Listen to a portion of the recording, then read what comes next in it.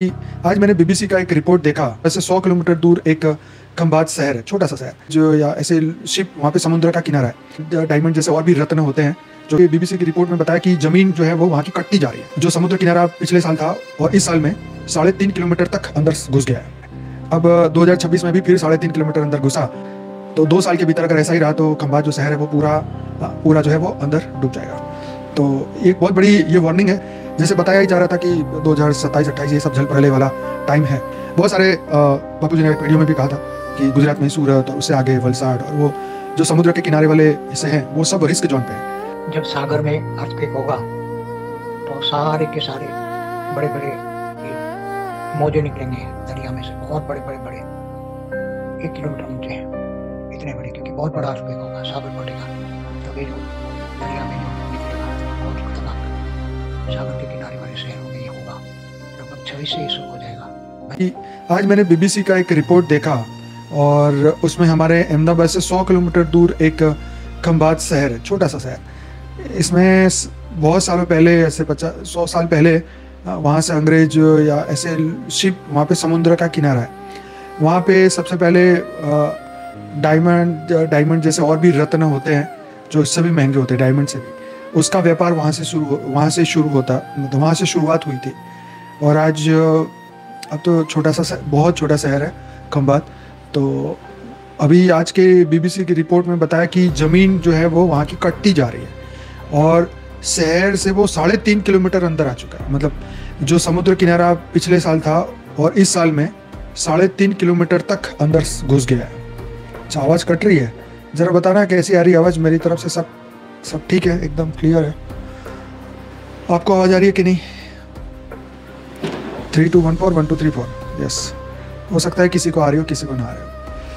तो यस, खंबात का अखात बोलते हैं, यहाँ से अहमदाबाद से 100 किलोमीटर है। तो वहाँ पे बता रहे हैं कि समुद्र जो है अपने किनारे से अंदर 3.5 किलोमीटर अंदर आ चुका है। अब 2026 में भी फिर 3.5 किलोमीटर अंदर घुसा। तो समुद्र से अभी खंबात शहर 5 किलोमीटर अंदर है। तो 2 साल के भीतर अगर ऐसा ही रहा तो खंबात जो शहर है वो पूरा जो है वो अंदर डूब जाएगा। तो एक बहुत बड़ी ये वार्निंग है 3.5 किलोमीटर तक अंदर आना। क्योंकि आज ही मैंने सुबह ही हमारा गुजराती बीबीसी गुजराती एक यूट्यूब चैनल है, उन्होंने वहाँ जाके पूरा शूट किया, गांव के लोगों से बात करी। कई लोगों की ज़मीनें जो आज समुद्र के अंदर पहुँच गई है, क्योंकि वहाँ पर जो है 2-3 नदियों का पानी इकट्ठा होता है और वहीं से पानी अंदर जाता है। तो फिर मैंने सर्च करना शुरू किया कि भाई अभी तक कौन से शहरों में कितना पानी घुस चुका है, कितनी ज़मीनें कटती जा रही है। जैसे बताया ही जा रहा था कि 2027-28 ये सब जल प्रलय वाला टाइम है। तो ये जो रिपोर्ट बीबीसी की मैंने देखी तो मुझे लगा कि भाई ये तो वार्निंग की एक साइन है जो प्रकृति के द्वारा दी जा रही है। बहुत सारे बापू जी ने एक वीडियो में भी कहा था कि गुजरात में सूरत और उससे आगे वलसाड और वो जो समुद्र के किनारे वाले हिस्से हैं वो सब रिस्क जोन पे हैं। तो मतलब ये बहुत बड़ी बात है कि 3.5 किलोमीटर अंदर आ चुका है समुद्र। तो ये छोटी बात तो नहीं है, मतलब एक बहुत बड़ा हमें साइन मिल रहा है कि फ्यूचर में ये हो रहा है और होने वाला है। क्योंकि सबसे बड़ी बात है जलवायु परिवर्तन। तो जितनी गर्मी बढ़ रही है उतना पानी जो बढ़ता जा रहा है, बर्फ़ पिघलती जा रही है, समुद्र में पानी बढ़ता जा रहा है। जो हिस्सा समुद्र तल जहाँ पर नीचे होगा वहाँ पानी ज़्यादा घुस जाएगा। तो गुजराती वीडियो है, आपको समझ तो आएगी नहीं, पर मैंने अपने स्टेटस में तो डाली थी व्हाट्सएप में। पर आई ओपनिंग है, ज़रूर से ये लोग हिंदी में इसको ट्रांसलेट करेंगे। तो ऐसे बहुत सारे गुजरात के कोस्टल लाइन जो है, समुद्र के किनारे हैं, कई जगहों पर पानी जो है वो आगे बढ़ता जा रहा है। न सिर्फ भारत में बल्कि दुनिया के कई देशों में ये देखा जा रहा है। तो आइए इसके ऊपर कुछ मैंने जो सर्च किया है, जो रिपोर्ट मिली है, आज उस पर चर्चा करते हैं और इसका आध्यात्मिक रीज़न भी समझेंगे अंत में। तो क्या दुनिया में जल प्रलय होगा, ये एक क्वेश्चन है। इसका जवाब मैं आपको दूंगा, वैज्ञानिक और आध्यात्मिक रूप से दूंगा। लेकिन इससे पहले जो हम समझेंगे वो बहुत इम्पोर्टेंट बात है। तो दुनिया भर में बहुत से धर्म, पुराण और पौराणिक कथाओं में जल प्रलय, ग्रेट फ्लड का वर्णन मिलता है। जैसे पौराणिक धर्मशास्त्र की दृष्टि से देखें तो हिंदू धर्म में शताब्दा ब्रह्मणा, शतापथा ब्रह्मणा और अन्य पुराणों में मनवंतर संध्या के दौरान जल प्रलय का वर्णन मिलता है, जब पृथ्वी जल से ढक जाती है और जीवों का विनाश होता है। अन्य धर्मों और पुराणों में भी ऐसी कहानियां मिलती है, जैसे कि एपिक ऑफ गिलमेश में बड़े जल प्रलय की कथा है। कई वैज्ञानिक कथाएं कहती है कि प्रलय दुष्टता, मानव के पाप और तत्वों के असंतुलन के कारण हुई थी। आधुनिक विज्ञान बोलता है कि भी आज भी जल स्तर बढ़ता एक वास्तविक भौतिक समस्या है। आज भी जल स्तर बढ़ना एक वास्तविक भौतिक समस्या है। ग्लेशियरों का पिघलना, तटीय कटाव होना, भूमि धंसना आदि वजहों से तटीय इलाकों में समुद्र आगे बढ़ रहा है। हालांकि अभी ऐसी कोई वैज्ञानिक पुष्टि नहीं है कि आने वाले समय में पूरी पृथ्वी पर वैश्विक जल प्रलय होगा, जैसे कि पौराणिक कथाओं में वर्णित है। तो आपकी आध्यात्मिक दृष्टि में अगर हम समझे कि बापूजी ने आध्यात्मिक विषयों में इसमें भी बात कही है कि प्रलय को एक प्रतीक के रूप में देखा जाना चाहिए, जैसे कि जब मानवता का अध्यात्म कमजोर हो जाए, जैसे कि मानवता का अध्यात्म कमजोर हो जाए, चेतना नष्ट हो जाए, तो यह जल प्रलय के रूप में प्रकट हो सकता है।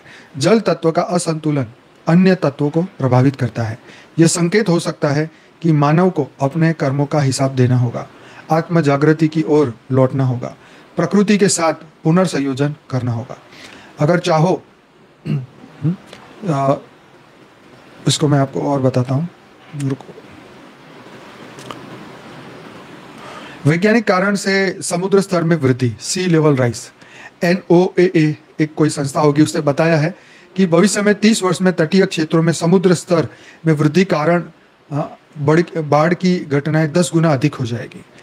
IPCC inter governmental panel on climate change और अन्य वैज्ञानिक रिपोर्ट के अनुसार कहा है कि 2100 तक समुद्र की सतह आधा मीटर से ऊपर बढ़ जाएगी, और निर्भर करता है कि हम तापमान वृद्धि को कितना सीमित कर पाते हैं।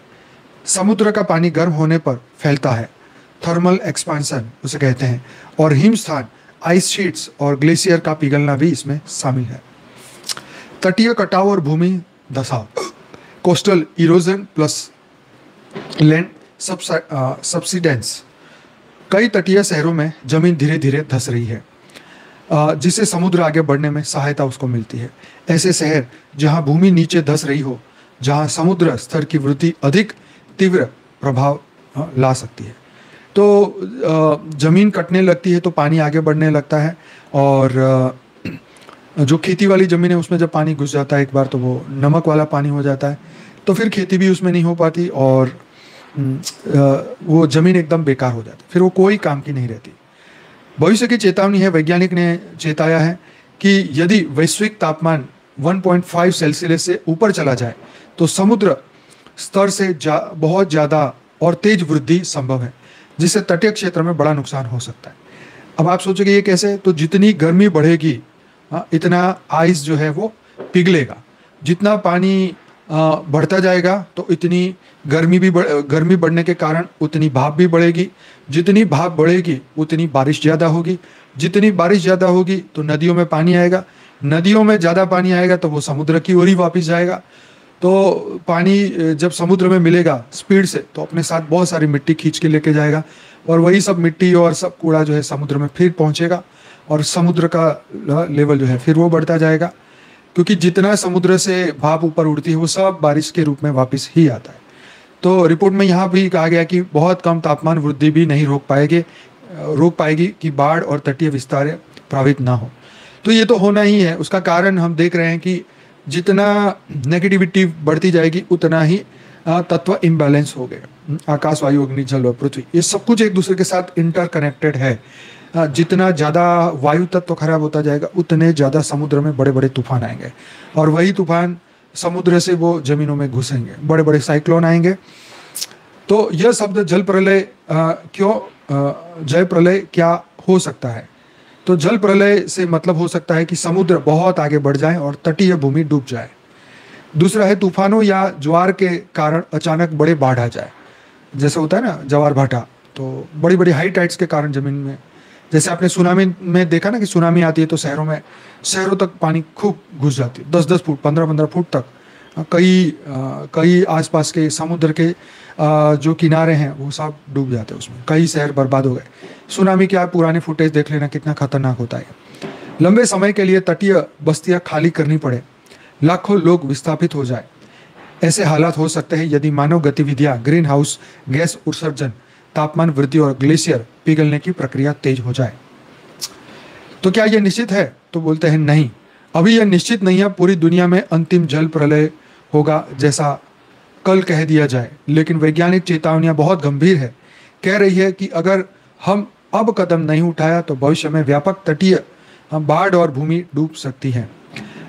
तो आप सोच के देखिए कि अगर एक साल में 3.5 किलोमीटर तक घुस जाता है पानी, और अगर यही तेजी से अगर अगले साल भी बढ़ेगा तो खंभात जो शहर है तो वो अभी के हिसाब से सिर्फ 5 किलोमीटर अंदर है समुद्र से, तो शायद वहां तक भी पहुंच सकता है। तो मतलब कुछ भी हो सकता है। मैं आपको एक और बात बताने वाला था, बीच में ये आर्टिकल आ गया, मैं आपको बताता हूँ। चलो इसको पहले पूरा करते हैं। वैज्ञानिक और आध्यात्मिक सूक्ष्म की बात करते हैं। तो जल प्रलय की जो संभावना है वैज्ञानिक दृष्टि से ग्लोबल फ्लडिंग इवेंट और सी लेवल राइज डिजास्टर के रूप में देखा जाता है। ग्लेशियर और बर्फ का पिघलना, एंटार्क्टिका और ग्रीनलैंड की बर्फ पिघलने से समुद्र का स्तर हर साल बढ़ रहा है। नासा के अनुसार हर दशक में लगभग 3.4 मिलीमीटर वर्ष की दर से समुद्र ऊपर बढ़ रहा है। मतलब समुद्र का जो लेवल धीरे धीरे ऐसे बढ़ रहा है, ठीक है, ऐसे ऊपर की ओर। महासागरों का तापीय प्रसार, थर्मल एक्सपांशन, गर्मी बढ़ने से पानी फैलता है, यानी समुद्र का आयतन खुद बढ़ रहा है। भूमि धंसना, कई शहर जैसे जकार्ता, मुंबई, शंघाई खुद नीचे धंस रहे हैं, जिससे समुद्र आगे बढ़ता है। तो एक ये रिपोर्ट ये भी कह रहा है कि जितनी ऊंची ऊंची बिल्डिंग 100 मंजिल की इमारतें बनाई जा रहे हैं, तो वो जमीन पे, मतलब समुद्र के किनारे पे अगर बड़ी बड़ी इमारतें बढ़ती जा रही है तो वो जो है वो जमीन बैठती जा रही है। जमीन, क्योंकि लोड पड़ रहा है जमीन पे, एक ही जगह पर बहुत ज़्यादा बड़े टावर खड़े कर देना, हमें लगता है कि यार जमीन को क्या हो सकता है, पर सच में एक चेतावनी तो है। वैज्ञानिक चेतावनी और भी, तापमान इसी तरह बढ़ा तो 2100 तक, 2100 की जब साल आएगी तब तक समुद्र का स्तर 1 मीटर या अधिक बढ़ सकता है। इससे लाखों लोग विस्थापित और कई तटीय शहर जैसे मुंबई, कोलकाता, जकार्ता, न्यूयॉर्क आंशिक रूप से डूब सकते हैं। तो बाबूजी ने भी इसके बारे में अपने वीडियो में बताया है, भारत बचेगा पार्ट 1, 2, 3 के अंदर। पार्ट 1 में ही बहुत बड़ी बातें बताई है बाबूजी ने। यस, तत्वों का असंतुलन इज इक्वल टू व्हाट? मानव चेतना का असंतुलन। 5 तत्व पृथ्वी, जल, अग्नि, वायु, आकाश केवल भौतिक नहीं है, ये चेतन ऊर्जा है। जब मानव की चेतना में लोभ, हिंसा, भय बढ़ता है तो वही कंपन तत्वों को भी असंतुलित कर देता है। ऑब्वियसली एक व्यक्ति के विचार अगर वायुमंडल को खराब कर रहे हैं तो 800 करोड़ लोगों के विचार वायुमंडल को क्या कर रहे हैं? सोच के देखिए, कितने लोग बोलते हैं कि सबका भला हो, सबका कल्याण हो। 800 करोड़ में से कितने लोग हो गए ये सोचने वाले हैं? तो और दुनिया गई भाड़ में, ऐसा बोलने वाले कितने लोग होंगे? भारत की कैलकुलेशन करो तो कितने लोग हैं जो खुद से थक गए हैं, जो खुद से दुखी, वो दुनिया के लिए अच्छाई की कामना करेंगे? सोचिए, सभी जो दुखी है वो दुखी बांटने वाला है, तो वे वायुमंडल में क्या बांटेगा? खुशी व्यक्ति खुशी बांटता है। तो इसलिए परम शांति में रहोगे तो परम शांति बांटोगे। तो जल तत्व जो भावना, शुद्धता और प्रेम का प्रतीक है। जब मानवता भावनात्मक रूप से दूषित हो जाती है तो जल प्रलय संतुलन पुनः स्थापित करने के लिए प्रकट होता है। यही प्रकृति का सुधार, मतलब प्यूरिफिकेशन है। तो संतुलन हमें पुनः स्थापित करना होगा। ये संतुलन मानवों के अंदर भावनाएं, ये हमें भावनाओं को फिर से प्योरीफाइड करना होगा। जल प्रलय इज इक्वल टू पृथ्वी की शुद्धि प्रक्रिया। यह दंड नहीं, दया है। ये कृष्ण वाली बात है। ये तो क्या, ये महाभारत में ये कौरवों को ये दंड नहीं दे रहे हैं, मतलब उनकी मृत्यु कर रहे हैं, उनको मार रहे हैं, ये दंड नहीं है, ये दया है। क्यों? क्योंकि इनको अगर अभी नहीं रोका जाएगा तो ये न जाने कितना पाप करेंगे, है? और इसलिए अगर इनकी मृत्यु हो जाएगी तो उनके लिए कल्याणकारी है, क्योंकि वो पाप करते रुकेंगे और फिर जब पुनः जन्म मिलेगा तो फिर से एक नया मौका मिलेगा, कोई अच्छे साधु संत मिल जाए तो फिर से ये पाप करने से रुकेंगे। लेकिन कृष्ण जी ने ये नहीं बताया कि ये भूत प्रेत बन के भी ये तमाशा बंद करने वाले नहीं है। तो पता नहीं उस वक्त के भूत प्रेत शायद सीधे होंगे तो रुक जाते होंगे, लेकिन अभी तो भूत प्रेत हुए कोई शांति वाले तो है नहीं। कलयुग के भूत प्रेत की तो तुम बात ही छोड़ दो, हाँ जी। सत्य त्रेता की या द्वापर के एंड तक की तो बात अलग थी, हाँ, लेकिन कलयुग के अब के तो भूत प्रेत ऐसे ही, उनको ऐसे डिग्री नहीं मिली बढ़िया वाली, हाँ। वो कुछ एक्स्ट्रा ऑर्डिनरी है तभी तो भूत प्रेत बने हैं भाई, हाँ, नहीं तो दिव्य आत्मा ना बनते, हाँ, ना वो परमात्मा ना बनते, वो शिवात्मा ना बनते, हाँ, वो देवी देवता ना बनते, हाँ, नरसिंह नारायण ना बनते, हाँ, तो फिर ये भूत प्रेत क्यों बन रहे हैं? हाँ, उनको खुद को सोचना चाहिए, यस, हाँ, ये खुद सोचना चाहिए कि हम क्यों भूत प्रेत बन रहे भाई, हाँ, कौन सा बढ़िया काम करके आए धरती लोक से, भूत प्रेत बनना पड़ रहा है, हाँ, तो ये भूत प्रेत आज के ज़माने में तो भूत प्रेत की बातें करना मतलब अलाउड नहीं है, हाँ, और लेकिन है तो सही ना भाई, कोई मना ही नहीं कर सकता। अगर तुम ऐसे कहोगे जे तो बकवास बातें कर रहे हैं, तो भाई शंकर जी की बारात में कौन आया था? हाँ, मेरा चाचा आया था, हाँ, शंकर जी की बारात में यही तो थे सब, तो तब से वो है, हाँ जी। ये कहने का मकसद ये है, अच्छा हंसी मजाक की बात है, पर ये तब से उनका अस्तित्व है, आज के नहीं, हाँ, यस। तो ये, हाँ, डिजिटल भूत प्रेत भी है। वो एक बहुत साल पहले एक वीडियो बनाया था, वो टीबी जोशवा की हम बात कर रहे थे ना, उसमें बोल रहे थे कि फेसबुक में अगर किसी ने वो वाला वीडियो देख लिया तो उसके अंदर भूत घुस जाता था, कुछ ऐसा था। वो आत्मा ने खुद उसमें प्रवेश, वो आत्मा किसी में प्रवेश किया था, उसने बोला कि मैंने सबसे पहली बार एक वीडियो देखा, तब से मेरे अंदर वो आत्मा घुस गई।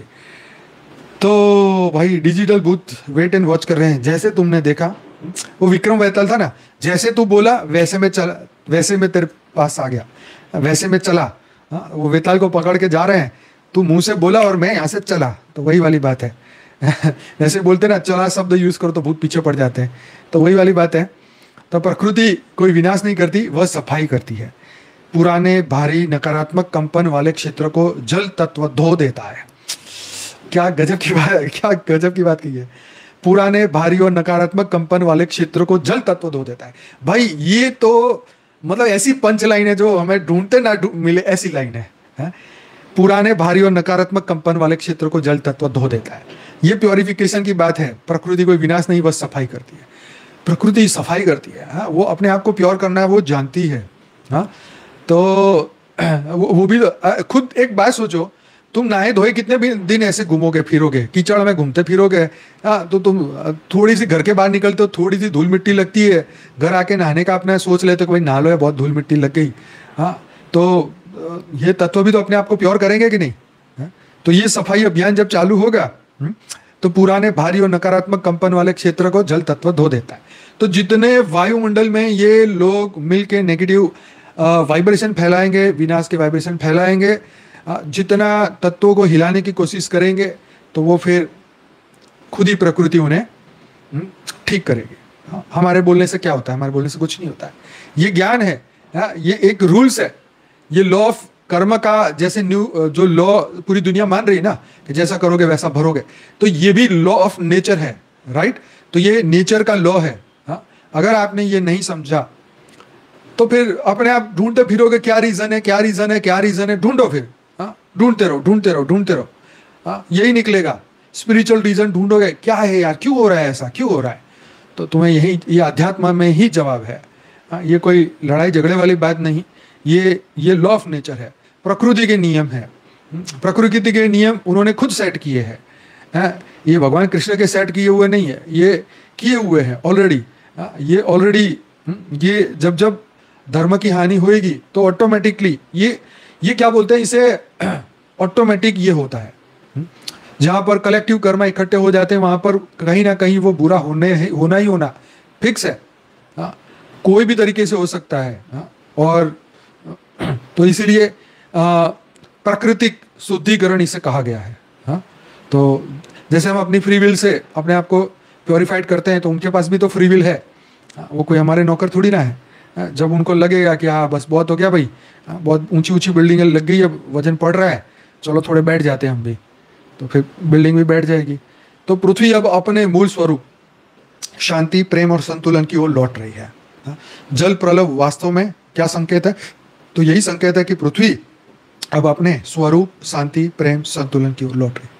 इसलिए बाबूजी क्या कह रहे हैं कि अब नया मल्टीवर्स बनेगा, हाँ, नया बेहद की कला का परमधाम, हाँ, बेहद की कला का ब्रह्मांड बन रहा है। नया मल्टीवर्स बन रहा है। ये आपको जल्दी ही इसकी और डिटेल्स साक्षी के द्वारा दी जाएगी। एक फ़ोटो बढ़िया सा बन चुका है, वो भी आपको अभी तक दिखाया नहीं है। वो जो वीडियो आया था वो अलग है, एक और वीडियो आने वाला है, साक्षी बनाएगी जल्दी ही। तो वही प्रकृति जैसे लौट रही है अपनी ओरिजिनलिटी की ओर, प्योरिफिकेशन की ओर, ऐसे ही पूरा मल्टीवर्स भी अब परिवर्तन की तैयारी कर रहा है। ठीक है, अब ये हमें, हमारे लिए ये खुशी की बात है कि पूरा मल्टीवर्स बदलने वाला है। ये सदा काल के लिए ये मृत्युलोक अमरलोक बनने जा रहा है। ये कोई प्रलय, अर्थ प्रलय, कल प्रलय तक नहीं, ये तो परम शांति की ओर आगे बढ़ते जा रहे हैं और ये बहुत बड़ी बात है। तो इसका आध्यात्मिक अर्थ हुआ कि समुद्र का उठना मतलब मनुष्य की अशांत भावनाओं का विस्फोट, जल का बढ़ना चेतना में भावनाओं की सफाई, प्रलय के बाद की शांति मतलब नई सृष्टि की तैयारी। इसलिए जल प्रलय एक समाप्ति नहीं बल्कि एक नए युग की शुरुआत का संकेत है, जहां पृथ्वी और आत्माएं फिर से शुद्ध होगी। कितनी बड़ी बात है भाई, ये तो मैंने भी नहीं पढ़ा था, सीधा आपके सामने ये एकदम खजाने की तरह खुल गया अचानक ही। इसलिए जल प्रलय एक समाप्ति नहीं बल्कि एक नए युग की शुरुआत का संकेत है, जहां पृथ्वी आत्माएं फिर से शुद्ध होगी। और आप सबको ये ज्ञान बापूजी इसलिए सुना रहे हैं कि जब भी धरती पर जो भी होना हो, आप ज्ञान सुन रहे हो, नहीं सुन रहे हो, आप दुनिया के कोई कोने में हो, शरीर हो चाहे शरीर ना हो, लेकिन बापूजी की एक बात याद रखना कि जब भी ये कुछ है, तुम्हारे अंदर जो आत्मा की अनंत शक्ति है उसे भूल मत जाना। मतलब ये कि तुम जिस दिन प्योरिफिकेशन की संकल्प के साथ अपने पे काम करना शुरू करोगे, तब तुम एक समुद्र की तरह अथाह पावर तुम्हारे अंदर जो है, परिवर्तन की जो लहर है वो चारों ओर फैलेगी। भले अभी तुम्हारा मन कैसा भी है, भले अभी तुम्हारा मन माया में है, लेकिन मान लो कल सुबह ही ये सब कुछ हो जाता है, तो जैसे ये हो जाएगा तो शरीर तो किसी के नहीं होंगे, परंतु उस वक्त भी तो तुम ये दुनिया को देख रहे होंगे। उस वक्त जो तुमने ज्ञान सुना है, तुम्हारे दिमाग में पड़ा है, वो रिकॉर्डिंग खुलेगा कि बस अब तो गेम ओवर। अब जब गेम ओवर हो गई है तो अब कहाँ जाना है? तो ज्ञान दिया है, जिसको याद आएगा तो ऊपर जाएंगे, सब अपने अपने लोक की ओर वापस जाएंगे। कोई अपने ब्रह्मांड की ओर भागेगा, कोई गैलेक्सी की ओर भागेगा, कोई यूनिवर्स की ओर भागेगा, जहाँ से वो आया है वहाँ भागने की कोशिश करेगा। तो अगर ब्रह्मांड बदल रहा है तो ब्रह्मांड भागना छोड़ के भागना पड़ेगा। गैलेक्सी का परिवर्तन उस वक्त दिख रहा है तो गैलेक्सी छोड़ के बाईपास भागेंगे। कोई यूनिवर्स की ओर भागेगा, अगर यूनिवर्स भी परिवर्तन हो रहा है तो फिर दूसरे में जाएंगे, तीसरे में जाएंगे, पता नहीं कहाँ जाएंगे। और अगर मल्टीवर्स का परिवर्तन दिख रहा है तो फिर कहाँ ही जाएंगे। फिर तो अहो प्रभु, तेरी लीला अपरंपार, जहाँ पर तू है वहाँ मुझे ले जा।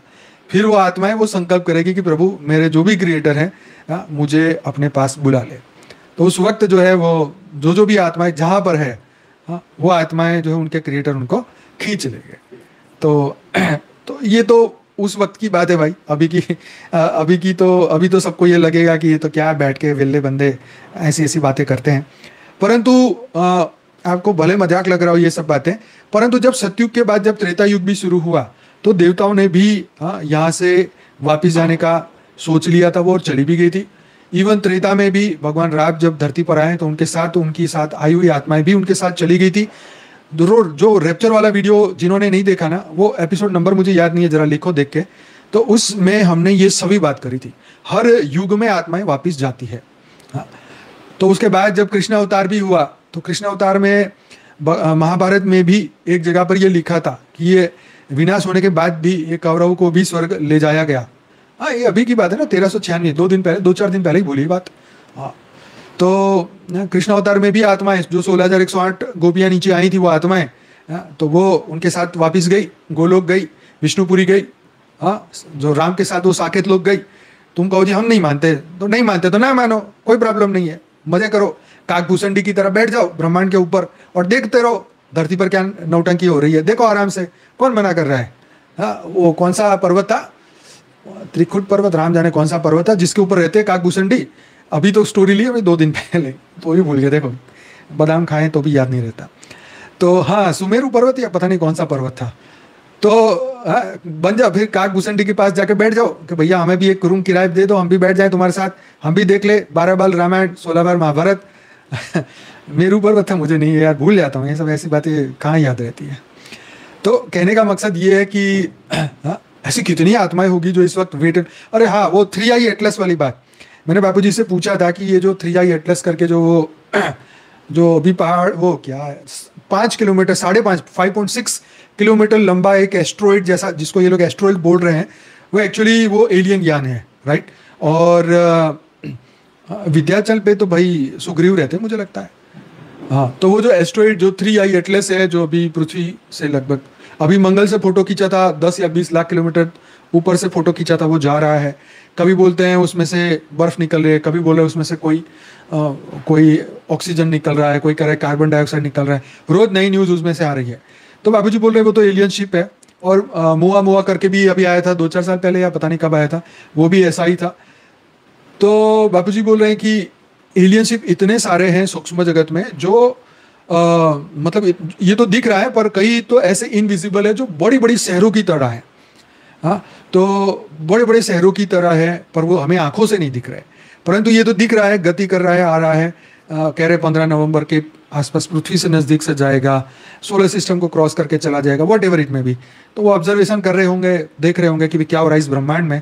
तो आएंगे जाएंगे भाई, ये तो चल ही रहा है, सब कोई बता नहीं रहा दुनिया में, कोई भी कोई बताए तो अभी आज का समय ऐसा है कि सब मानेंगे नहीं। अब मान के भी क्या कर सकते हैं, कुछ नहीं, आ रहे तो आ रहे हैं, और क्या आ रहे तो आएंगे, तो चले जाएंगे, चले जाएंगे तो फिर आ जाएंगे, क्योंकि कई तो आ चुके हैं। अब तो विदेश के लोग भी मान रहे कि एलियन मनुष्य रूप में आ चुके हैं, एलियन हमारी मदद कर रहे हैं, एलियन हमारी टेक्नोलॉजी दे रहे हैं, हमारे को ये कर रहे हैं, वो कर रहे हैं।